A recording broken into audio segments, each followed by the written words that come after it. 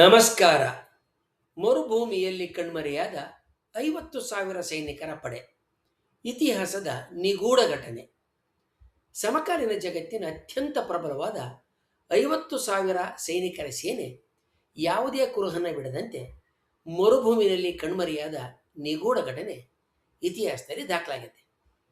ಸೇನೆಯಲ್ಲಿದ್ದ ಶಸ್ತ್ರಸಜ್ಜಿತರಾಗಿದ್ದ ಯುದ್ಧದ ಎಲ್ಲ ಕಲೆಗಳನ್ನು ಪಟ್ಟುಗಳನ್ನು ಬಲ್ಲರ 50,000 ಜನ ಸೈನಿಕರು ಹೆಣಗಳು ಸೇರಿದಂತೆ ಯಾವುದೇ ಭೌತಿಕ ಸರಕುಗಳ ಕುರುಹುಗಳು ಇಲ್ಲದಂತೆ ಕಣ್ಮರೆಯಾದ ಸೋಜಿಗದ ಪ್ರಕರಣ ಇತಿಹಾಸದಲ್ಲಿ ದಾಖಲಾಗಿದೆ. ಇದು ಪೌರಾಣಿಕ ಕಥೆಯಲ್ಲ, ದಂತಕಥೆಯಲ್ಲ. ಇದು ಸಾಮಾನ್ಯ ಶಕ ಪೂರ್ವ 525ರಲ್ಲಿ ನಡೆದ ಘಟನೆ. ಈ ಘಟನೆ ನಡೆದು 2500 ವರ್ಷಗಳಾದರೂ ಕೂಡ ಆ ಸೇನೆಗೆ ಏನಾಯಿತು ಅನ್ನೋದು ಇಂದಿಗೂ ಕೂಡ ಖಚಿತವಾಗಿ ಗೊತ್ತಿಲ್ಲ. ಇದು ಕ್ಯಾಂಬೈಸಿಸ್ನ ಕಳೆದು ಹೋದ ಸೇನೆಯ ಕಥೆ ಅಂತ ಪ್ರಸಿದ್ಧ ಆಗೈತೆ. ಸೈನಿಕ ಇತಿಹಾಸದಲ್ಲಿ ಅತ್ಯಂತ ದೊಡ್ಡ ಕಣ್ಮರೆಯ ಘಟನೆ ಇದು. ಈ ಘಟನೆಯ ನಿಗೂಢತೆಯನ್ನು ಅರ್ಥ ಮಾಡಿಕೊಳ್ಳೋದಕ್ಕೆ ನಾವು ಇಂದಿನ ಇತಿಹಾಸಕ್ಕೆ ಸಾಗಬೇಕು. ಇಮ್ಮಡಿ ಕ್ಯಾಂಬೈಸಿಸ್ಸು ಪರ್ಷಿಯಾದ ಪ್ರಸಿದ್ಧ ರಾಜನಾದ ಸೈರಸ್ನ ಮಗ. ಸಾಮಾನ್ಯ ಶಕ ಪೂರ್ವ 525ರ ಹೊತ್ತಿಗೆ ಈಜಿಪ್ಟ್ ದೇಶವನ್ನು ಗೆದ್ದು ಆವರೆಗೆ ಅಸಾಧ್ಯ ಅಂತ ಭಾವಿಸಲಾಗಿದ್ದಂಥ ಸೇನಾ ಸಾಧನೆಯನ್ನು ಮಾಡ್ತಾನೆ. ಆ ಕಾಲದ ಜಗತ್ತಿನ ಅತ್ಯಂತ ಪ್ರಾಚೀನ ಹಾಗೂ ಶಕ್ತಿಶಾಲಿ ನಾಗರಿಕತೆಯನ್ನು ಅವನು ಒಂದೇ ಸಲಕ್ಕೆ ಸೋಲಿಸಿರ್ತಾನೆ. ಇಂಥ ಮಹಾನ್ ವಿಜಯವು ಕೂಡ ಅದನಿಗೆ ತೃಪ್ತಿಯನ್ನು ನೀಡಿರೋದಿಲ್ಲ. ಯಾಕಂದರೆ ಈಜಿಪ್ಟ್ನ ಪಶ್ಚಿಮ ಮರುಭೂಮಿನಲ್ಲಿ ನೈಲ್ ನದಿಯಿಂದ 8 ದಿನಗಳ ದೂರದಲ್ಲಿದ್ದಂಥ ಶಿವಾ ಓಯಸಿಸ್ನಲ್ಲಿ ಅಮೂನ್ ದೇವರ ವರಾಕಲ್ ಅಂದರೆ ಕಣಿ ಹೇಳುವ ನೆಲೆ ಇರ್ತದೆ. ಇದು ಪ್ರಾಚೀನ ಜಗತ್ತಿನ ಅತ್ಯಂತ ಪವಿತ್ರ ಹಾಗೂ ಗೌರವಾನ್ವಿತ ಸ್ಥಳ ಒಂದಾಗಿರ್ತದೆ. ರಾಜರು, ಸೇನಾಪತಿಗಳು, ಚಕ್ರವರ್ತಿಗಳು ಹಾಗೆಯೇ ವ್ಯಾಪಾರಗಾರರು ಅದರ ಭವಿಷ್ಯವಾಣಿಗಳನ್ನ ಕೇಳೋದಕ್ಕೆ ದೂರ ದೂರದಿಂದ ಬರ್ತಾ ಇರ್ತಾರೆ. ಈ ವರಾಕಲ್ ಅಂದರೆ ಕಾರಣಿಕ ಕ್ಯಾಂಬೈಸಿಸ್ನನ್ನು ಕೋಪಗೊಳ್ಳುವಂಥ ಹೇಳಿಕೆಯನ್ನು ಕೋಪಗೊಳ್ಳುವಂಥ ಒಂದು ಹೇಳಿಕೆಯನ್ನು ನೀಡಿರ್ತೈತೆ. ಅದು ಇಮ್ಮಡಿ ಕ್ಯಾಂಬೈಸಿಸ್ ಆಡಳಿತವನ್ನು ಅನಧಿಕೃತ ಅಂತೇಳಿ ಘೋಷಣೆ ಮಾಡಿರುತ್ತೆ. ತಾನು ದೇವರಿಂದ ಆಯ್ಕೆಯಾದ ಮಹಾರಾಜ ಚಕ್ರವರ್ತಿ ಅಂತ ನಂಬಿದ್ದ ಇಮ್ಮಡಿ ಕ್ಯಾಂಬೈಸಿಸ್ನ ಇದು ಕೆರಳಿಸುತ್ತದೆ. ಮರುಭೂಮಿಯ ನಡುವಿನಲ್ಲಿರುವ ಒಂದು ದೇವಾಲಯದ ಕಾರಣಿಕ ತನ್ನ ಆಳ್ವಿಕೆಯ ಹಕ್ಕನ್ನು ಪ್ರಶ್ನೆ ಮಾಡಿದ್ದು ಕ್ಯಾಂಬೈಸಿಸ್ನ ತಲೆಯಿಂದ ಅಡಿಯವರೆಗೆ ಉರಿಯುವಂತೆ ಮಾಡಿರ್ತದೆ. ಇದಕ್ಕೆ ಪ್ರತೀಕಾರವಾಗಿ ಕ್ಯಾಂಬೈಸಿಸ್ಸು ತನ್ನ ಸೇನೆಯ ಅತ್ಯುತ್ತಮ 50,000 ಜನ ಸೈನಿಕರಿಗೆ ಶಿವಾಕ್ಕೆ ಹೋಗಿ ದೇವಾಲಯವನ್ನು ಹಾಳುಗೆಡವಿ ಅಲ್ಲಿದ್ದ ಎಲ್ಲ ಪುರೋಹಿತರನ್ನು ಕೊಲ್ಲೋದಕ್ಕೆ ಆದೇಶವನ್ನು ಮಾಡ್ತಾನೆ. ತನ್ನ ಅಜೇಯ ಸೇನೆ ಈ ಕೆಲಸವನ್ನು ಬಾಣದ ತುದಿಯಿಂದ ಬೇಡದ ಕಡ್ಡಿಯನ್ನು ಎಸೆಯುವಂತೆ ಸುಲಭವಾಗಿ ಮಾಡುತ್ತೆ ಅನ್ನೋ ನಂಬಿಕೆ ಆತನಿಗೆ ಇರುತ್ತೆ. ಆದರೆ ಮುಂದೆ ನಡೆದಿದ್ದು ಎಲ್ಲ ಕಲ್ಪನೆಗಳನ್ನು ಮೀರಿದ್ದಾಗಿರ್ತದೆ. ಕ್ಯಾಂಬೈಸಿಸ್ನ ಸೇನೆ ಥೀಬ್ಸ್ನಿಂದ ಅಂದರೆ ಇಂದಿನ ಲಕ್ಸರ್ನಿಂದ ಪಶ್ಚಿಮದತ್ತ ಈಜಿಪ್ತರು ಮಹಾಮರಳು ಸಮುದ್ರ ಅಂತ ಕರಿತಾ ಇದ್ದ ಪ್ರದೇಶದೊಳಗಡೆ ಸಾಗುತ್ತೆ. ಇದನ್ನು ನಾವಿಂದು ಸಹರಾ ಮರುಭೂಮಿ ಅಂತ ಕರಿತೇವೆ. ಆರಂಭಿಕ ಮೊದಲು ಕೆಲವು ದಿನಗಳಲ್ಲಿ ಪ್ರಯಾಣ ಕಷ್ಟಕರ ಆಗಿದ್ದರೂ ಕೂಡ ನಿಯಂತ್ರಣದಲ್ಲಿರ್ತದೆ. ಆಹಾರ, ನೀರು ಮತ್ತು 50,000 ಸೈನಿಕರು ಅಜೇಯರಂತೆ ಭಾಸವಂತೆ ಮುನ್ನಡೀತಾ ಇರ್ತಾರೆ. ಆದರೆ ಮರುಭೂಮಿ ಯೋಜನೆ ಬೇರೆ ಆಗಿರ್ತದೆ. ಮರುಭೂಮಿಯಲ್ಲಿ ದಿನದ ತಾಪಮಾನ 50 ಡಿಗ್ರಿ ಸೆಲ್ಸಿಯಸ್ನ ಮೀರುತ್ತೆ. ಮರಳು ಸಮತಟ್ಟಾಗಿರೋದಿಲ್ಲ.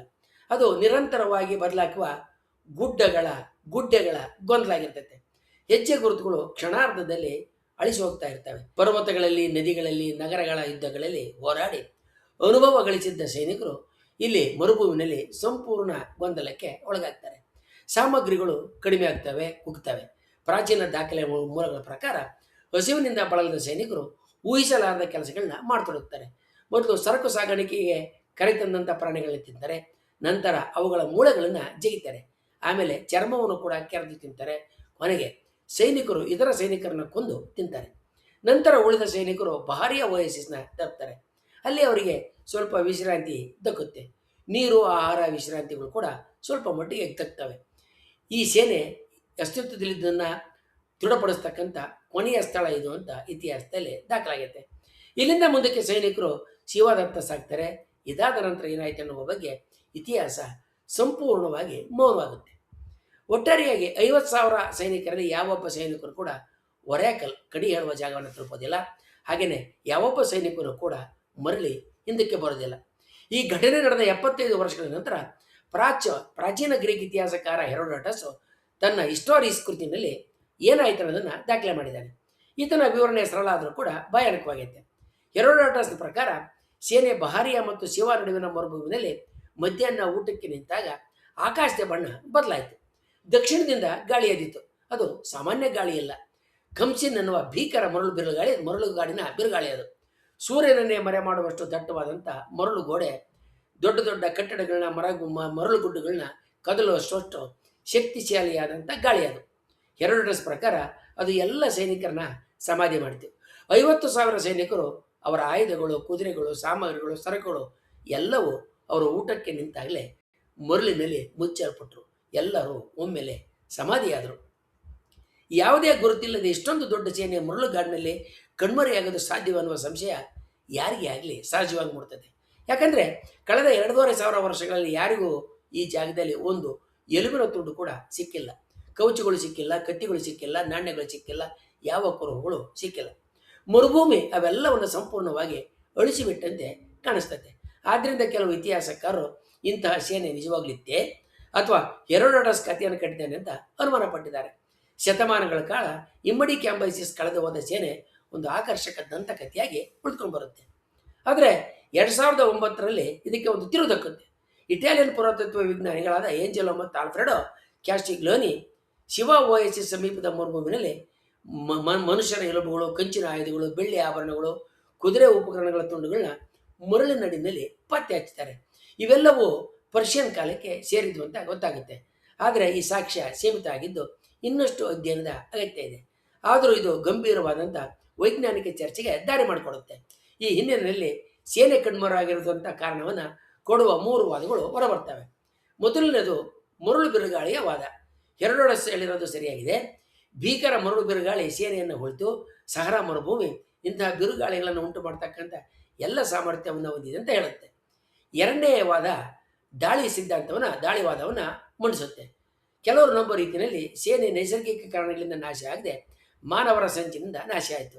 ಶಿವ ಒರಕಲ್ಗೆ ನಿಷ್ಠಾವಂತರಾಗಿದ್ದಂಥ ಕೆಲವು ಮರುಭೂಮಿಯಲ್ಲಿದ್ದಂಥ ಜನಾಂಗಗಳು ಸೇನೆಯ ಮೇಲೆ ದಾಳಿ ಮಾಡಿ ಅವರನ್ನು ದಣಿಸಿ ಅವರು ಕಣ್ಮರೆಯಾಗಿದ್ದೆ ಮಾಡಿದ್ರಂತ ಈ ವಾದ ಹೇಳುತ್ತೆ.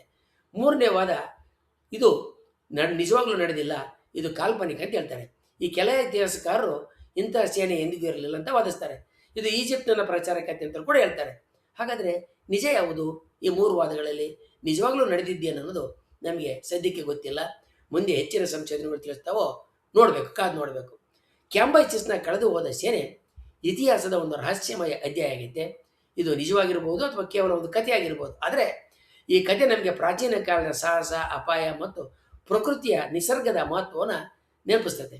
ಇಂದಿಗೂ ಈ ನಿಗೂಢತೆ ವಿಜ್ಞಾನಿಗಳು ಮತ್ತು ಇತಿಹಾಸಕಾರನ ಆಕರ್ಷಿಸುತ್ತಲೇ ಇದೆ. ಇತಿಹಾಸದಲ್ಲಿ ಇಂಥ ನಿಗೂಢವಾದ ಕಣ್ಮರೆಯಾದ ಹಲವಾರು ಪ್ರಕರಣಗಳಿದ್ದಾವೆ. ಅವುಗಳನ್ನು ಕುರಿತಾಗಿರುವ ವಿಡಿಯೋಗಳ ಕೊಂಡಿ ವಿವರಣೆಯಲ್ಲಿದೆ. ಆಸಕ್ತರುಗಳ ನೋಡ್ಬೋದು. ಮುಂದಿನ ವಿಡಿಯೋದಲ್ಲಿ ಇಂಥ ಇತರ ನಿಗೂಢ ಪ್ರಕರಣಗಳ ಬಗ್ಗೆ ತಿಳ್ಕೊಳ್ಳೋಣ. ವಂದನೆಗಳೊಂದಿಗೆ.